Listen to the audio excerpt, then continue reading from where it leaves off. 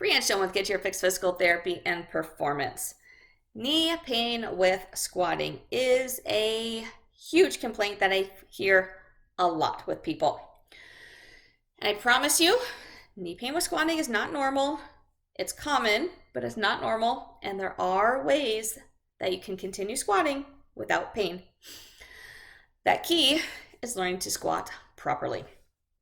So many times, because of areas that are tight and stiff, because of habits we've gotten into, we start squatting in what is called a quad dominant pattern, meaning you're using your quads more than your glutes. So when you're squatting, if you're someone who feels it like all in your quads, you barely ever feel your glutes actually turning on or doing anything, you are in a quad dominant pattern. What that is doing is placing increased pressure on your knees. It's causing tightness in the quads, putting increased pressure on the knees, ultimately creating the pain that you're feeling. The way to fix this is essentially getting you out of that pattern. Easier said than done, totally get it, because we're breaking years of habits, but it is possible. First and foremost, we always start at the feet. Well, I always start at the feet and figure out what are your feet doing on the ground.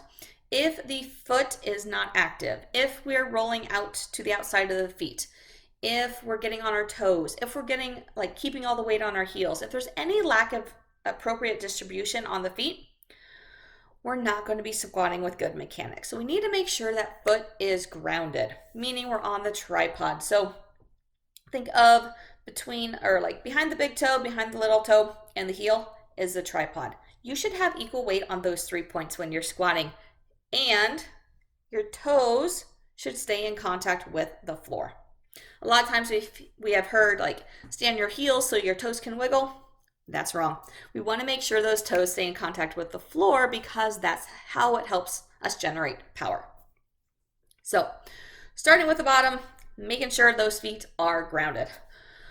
From there, we want to make sure we are unlocking our hips. So getting our hips back before we bend our knees. That'll automatically put you in a better position, better direction for your squats.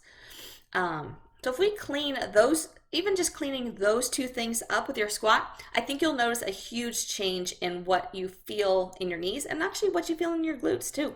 So look at that or work on that if you're having pain in your knees and want to continue squatting and doing all those things you love to do.